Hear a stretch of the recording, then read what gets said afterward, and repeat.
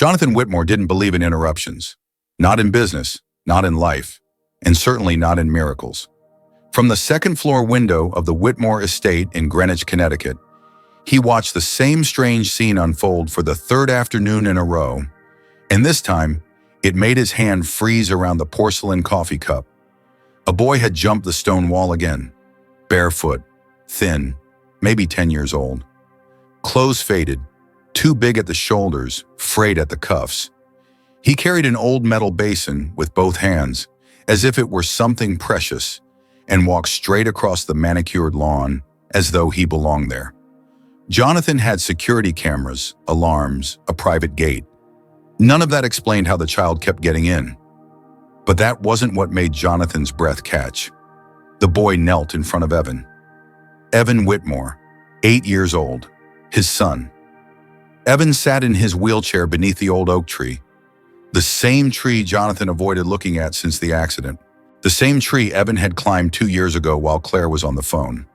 While Jonathan was in Manhattan closing a deal, while everything went wrong. Jonathan leaned closer to the glass. The boy placed the basin on the ground. Steam rose faintly. Then Jonathan heard the words that made his chest tighten. "I'm going to wash your feet," the boy said calmly, meeting Evan's eyes. "And then you're going to walk." Jonathan almost laughed. Almost. The promise was absurd, offensive even. Evan's spinal injury had been reviewed by the best neurologists in New York, by Dr. Michael Grant himself. The verdict had been final. No sensation, no recovery, ever. And yet Jonathan didn't move, because Evan did. For the first time in months, his son leaned forward. "Who are you?" Evan asked. "My name's Cody," the boy replied, pouring warm water into the basin. "My grandma taught me something important. She said feet remember things the rest of the body forgets." Jonathan set the cup down slowly. Evan hadn't spoken that much to a stranger in over a year. "How did you get in?" Evan asked. "I jumped the wall," Cody said simply. I saw you from the street.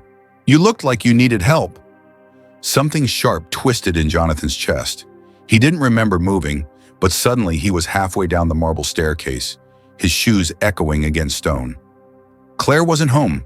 Another appointment, another therapist, another attempt to outrun the guilt that had hollowed her out since the accident. Jonathan stepped into the garden. "What is going on here?" His voice carried the tone that had ended negotiations in silenced boardrooms. The boy looked up. No fear, no apology. "I'm helping him, sir." Jonathan folded his arms. "You're trespassing." Cody nodded. "Yes." "And you think you can help my son walk?" Jonathan said flatly. "Yes." The confidence was unsettling. Jonathan opened his mouth to call security. Then Evan did something impossible. He extended his foot, not accidentally, not from a spasm, deliberately. "You can let him try, Dad," Evan said quietly. Jonathan froze. It was the first time Evan had asked for anything since the accident.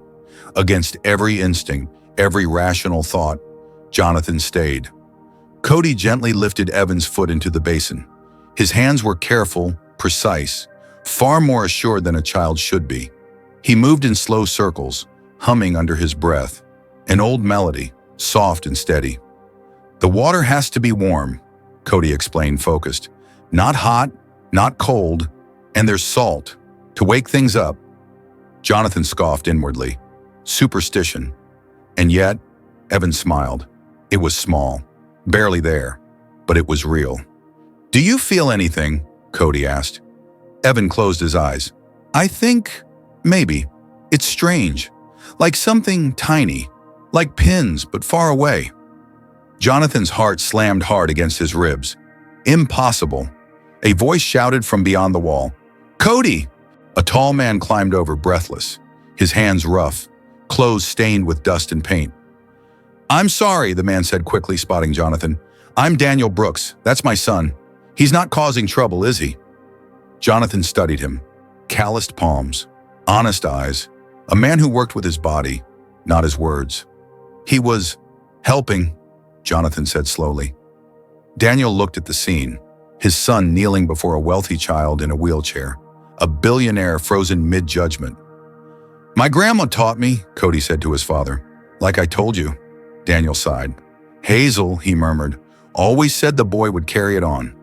For 15 minutes, no one stopped Cody. He washed each toe, pressed the sole in a pattern Jonathan couldn't follow, spoke to Evan about soccer, about cartoons, about running. "You'll like it again," Cody said when Evan mentioned he used to play. "Your feet just forgot. We'll remind them." When Cody finished, he dried Evan's feet carefully. "I'll come back tomorrow," he said. Jonathan found his voice only as the boy turned away. "How did you know he needed help?" Cody looked back, serious beyond his years.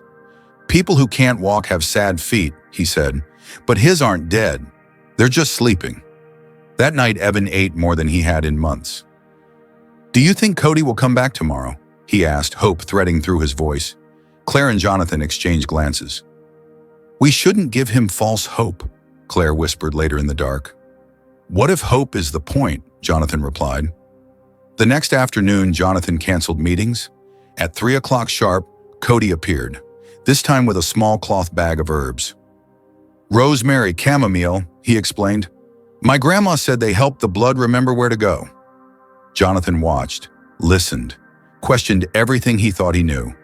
When Evan said the warmth felt stronger this time, Jonathan felt something shift, something dangerous. Hope. And hope, Jonathan Whitmore knew, could either save you or break you all over again. As Cody packed up, Jonathan made a decision. "Would you like to be paid?" he asked carefully. Cody shook his head. "I don't want money. Grandma said you don't charge for helping people." The words landed harder than any negotiation Jonathan had ever lost. That night, lying awake, Jonathan stared at the ceiling and asked himself a question he hadn't allowed in 2 years. What if he had been wrong? And as Evan slept with a faint smile for the first time since the fall, Jonathan wondered if a barefoot boy with an old basin could bring his son back to life. Would he be brave enough to believe it, even if it terrified him? Jonathan Whitmore stopped sleeping, not because of nightmares, because of possibility. Every afternoon at exactly 3, Cody Brooks appeared at the stone wall like clockwork. Same faded sneakers in his hands, same careful grip on the dented basin, same calm certainty in his eyes. And every day Evan waited for him in the garden before anyone even reminded him. That alone frightened Jonathan more than any medical prognosis ever had. Evan was waiting for something again. The first week passed quietly, no miracles, no dramatic changes, just small, unsettling shifts that no chart could explain. Evan talked more, asked questions, finished his meals, sat straighter in his chair, as if his spine remembered it once had a job to do. Claire noticed it too. She began watching from the hallway window, arms folded tight across her chest, as if holding herself together. On the 7th day, she finally came outside. "Good afternoon," she said hesitantly. Cody looked up and smiled. "Good afternoon, Mrs. Whitmore." Claire blinked. "How do you know my name?" "Evan talks about you," Cody said gently. "He says you get sad because you think it's your fault." The words landed like a blow. Claire's breath hitched. She knelt beside Evan without thinking, her hands trembling as she touched his leg for the first time since the accident. "I should have been paying attention," she whispered. "I should have told you not to climb." Evan looked at her steadily. "Mom, I climbed anyway." Cody nodded. "Accidents don't belong to anyone. They just happen." Claire broke then, crying openly, her forehead pressed to her son's knee. And for the first time in 2 years, she didn't pull away from his chair like it was a reminder of failure. From that day on, she stayed. 2 weeks after Cody first jumped the wall, something happened that Jonathan could not dismiss. "Dad," Evan said suddenly during a session, "I felt that." Jonathan looked up sharply. "Felt what?" "When he pressed here," Evan pointed to the sole of his foot. "It was sharp, like a pin." The garden went silent. Jonathan crouched in front of his son. "Are you sure?" "Yes." Jonathan called Dr. Michael Grant that night. The answer was immediate, firm, cold. "Jonathan, we discussed this.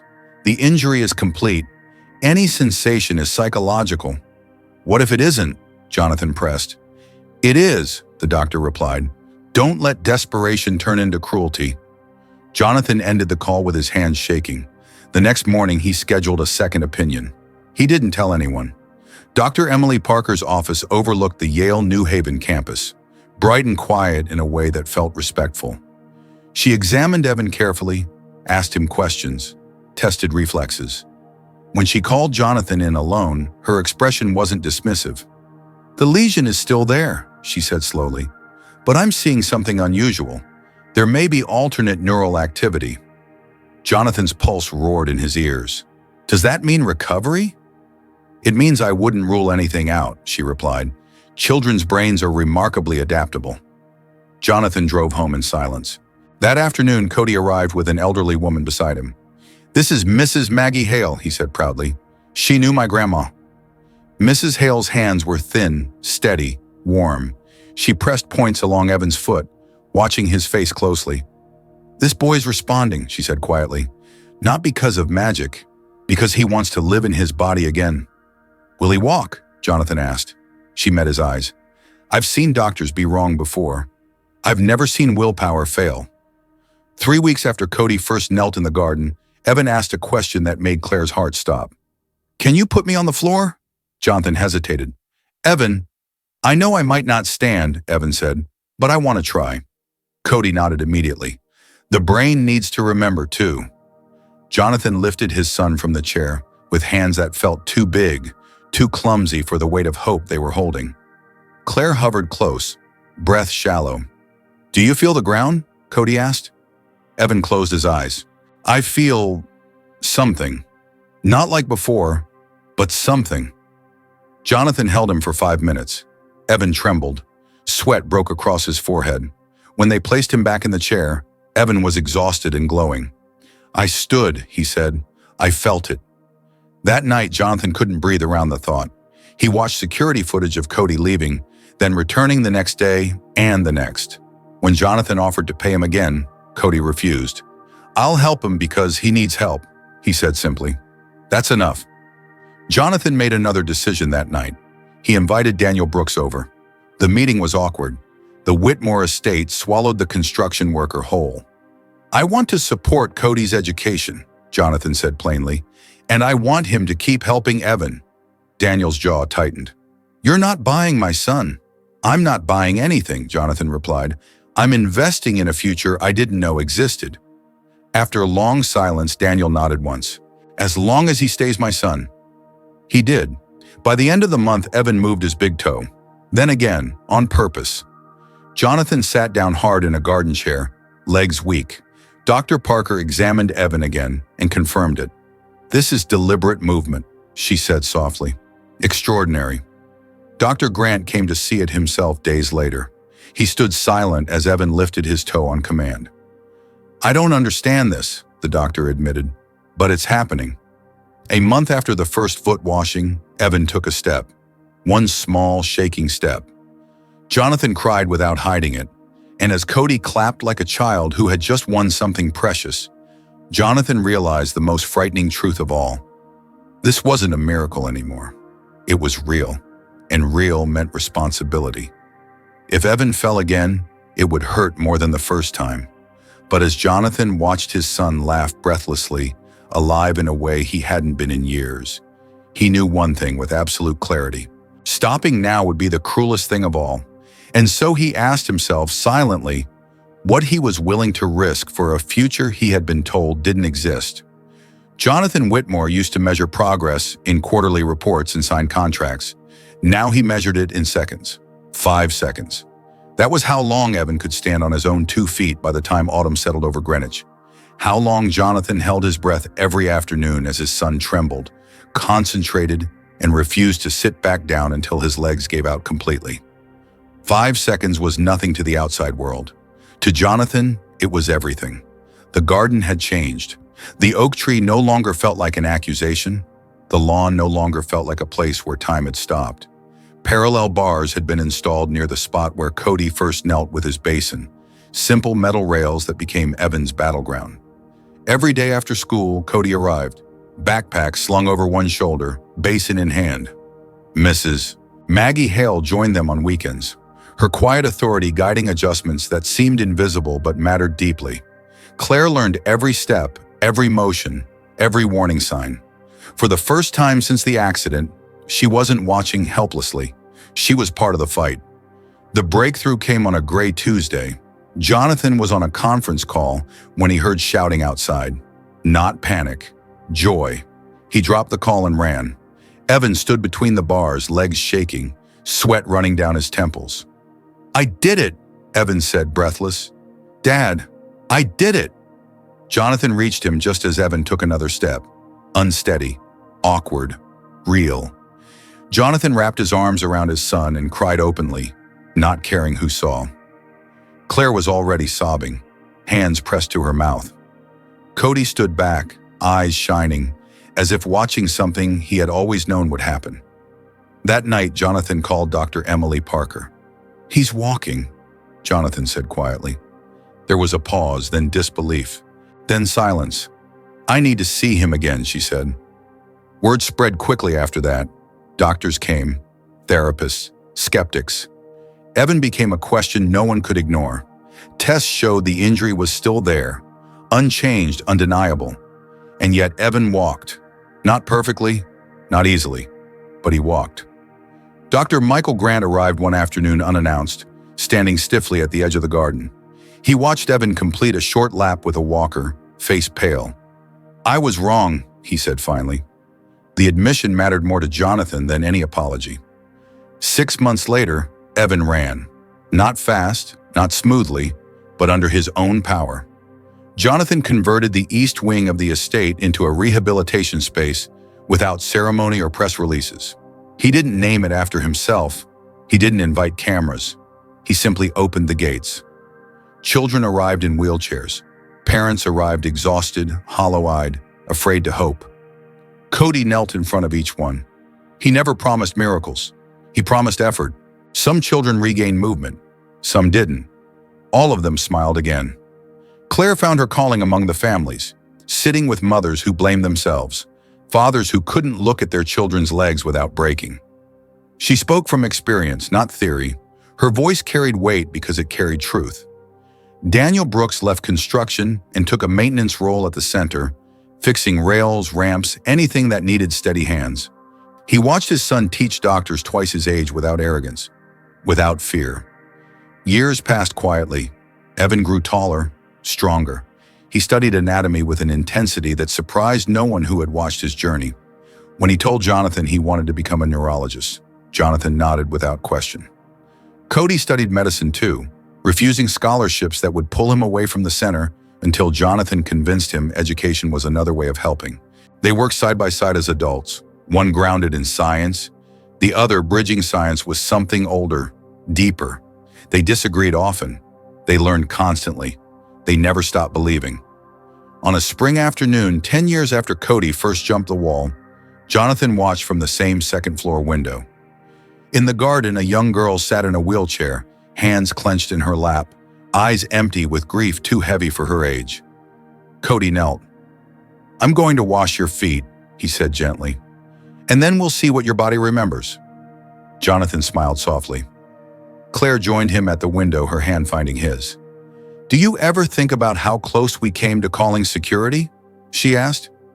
Jonathan nodded. "Almost made the worst mistake of my life." The center grew. Then it spread, not through headlines but through people.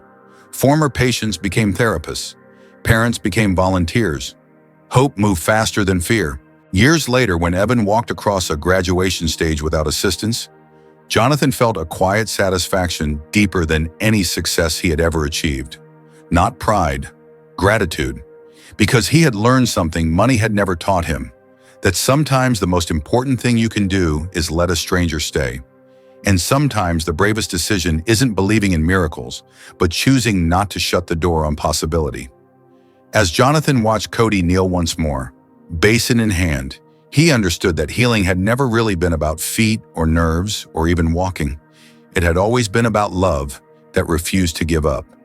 And as the garden filled with laughter, Jonathan wondered how many lives could change when someone chose hope over certainty, trust over fear, and compassion over control. What did you feel at the moment Evan ran for the first time? Did it move you or surprise you? Do you believe this kind of recovery was fate or the result of never giving up? If you enjoyed this story, comment the number 100 below, so I know you stayed until the end. Tell me which country you're watching from, and if this story touched your heart, please share it so others can feel the same hope.